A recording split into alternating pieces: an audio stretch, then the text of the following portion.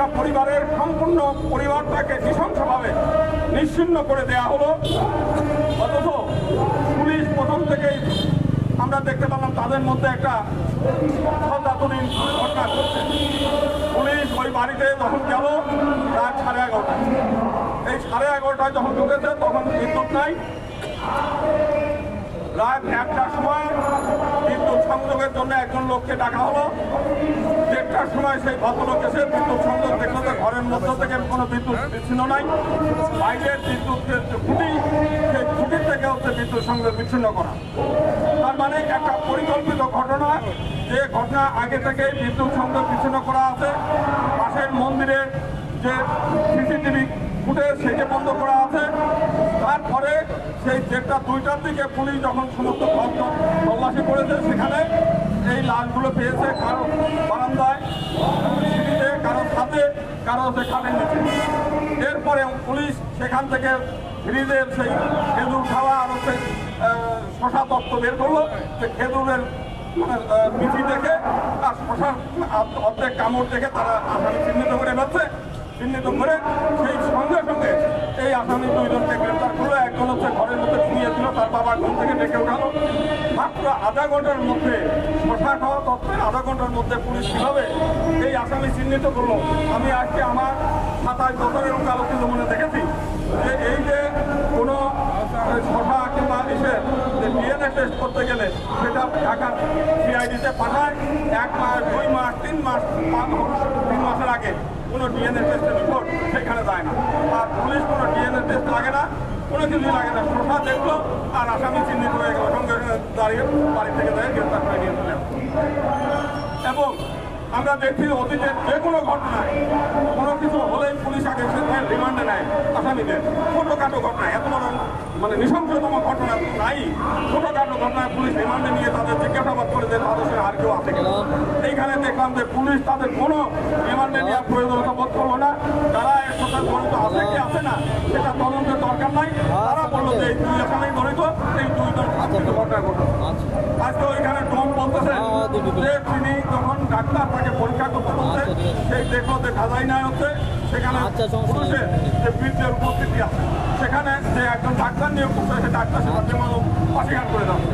অর্থাৎ সর্বক্ষেত্রে একটা ধামাচাপা দেওয়ার চেষ্টা এবং ধামাচাপা দেওয়ার প্রচেষ্টা চলছে সব ক্ষেত্রে। আমরা দেখলাম যে পুলিশ রিমান্ডে নিচ্ছে না এই আসামিরা। আমরা ধরে নেন এই আসামি 2জনই করেছে, তারপরেও তো তার সঙ্গে আরও কেউ জড়িত আছে কিনা সেগুলো নিয়ে তারা আমলে নেয়নি। এই বাড়িতে আগের দিন সন্ধ্যা থেকে পরের দিন দুপুর পর্যন্ত অচেনা বিভিন্ন মোটরসাইকেল নিয়ে বিভিন্ন অচেনা লোকজন ওখানে অপেক্ষা করেছে, টহল দিয়েছে, একই করেছে। পুলিশ কিন্তু সেদিকে তাদের নজর দিচ্ছে না, তাদেরকে মানে ই করছে না, তদন্ত করছে। ওই দায় সারা করছে, ওই 2জনের ঘাড়ের উপর দায় চাপিয়ে পুরো জিনিসটাকে ধামাচাপা দেওয়ার চেষ্টা করছে। একই সঙ্গে আমরা যেটা বলি যে এত বড় একটা ঘটনা বাংলাদেশের ইতিহাসে বিরল। সরকার যে কোনো ঘটনায় পরেই আসামি গ্রেপ্তার করার কথা বলে, স্বরাষ্ট্রমন্ত্রী, অন্যান্য মন্ত্রীরা সেটা নিয়ে কথা বলে। আমরা দেখলাম সরকার একেবারে পরিপূর্ণ নিশ্চুপ। এবং সেখানে তদন্ত অফিসার পুলিশের যে ওসি সে আছে, কিন্তু দেখা গেল যে মিলন চ্যাটার্জি নামে একজন হিন্দু ভদ্রলোককে সেখানে মানে যুক্ত করছে।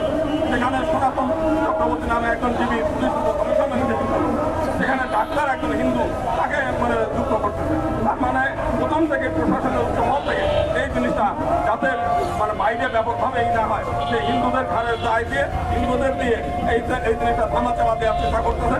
আমরা প্রায় অবিলম্বে এই হিন্দু কর্মকর্তা যেগুলো আছে এদেরকে এই তদন্ত কাজ থেকে সরাই দিতে হবে। তাদের কাউরে এখানে রাখা যাবে না, কারণ তারা স্বীকার করছে। কেননা ওইখানে মহিলারা বলছে যে আমরা যদি বলি তাহলে আপনাদের পরিণতি সেরকম একটা পরিণতি হবে। এইরকম একটা ঘটনা পুলিশের কাউকে আমলে নিচ্ছে না। আমরা জামা কান্ডনায় বাদে দিলাম, সব কিছু মিলে ওই আগুন থেকে জামা কেনার সামর্থ্য ওই ছেলেটার নাই। এবং পুলিশ ওই ছেলের বাবা বলছে যে বাসা থেকে যে গ্রেপ্তার করে নিয়ে গেছে তার গায়ে এটা ভাবতে পারে মিলে হচ্ছে একটা কেন্দ্র। সব কিছু মিলে পুলিশ যে ভূমিকা রাখছে সেই ভূমিকা শুধু আমরা না, সারা দেশের বিদেশের বিবেকবান মানুষ, সাংবাদিকরা, মানবাধিকার কর্মীরা, প্রত্যেকটি মানুষের সন্ধিহান। তো সেই কারণেই আমরা এই ব্যর্থতার দায়ে আমরা স্বরাষ্ট্রমন্ত্রীর পদত্যাগ দাবি করি।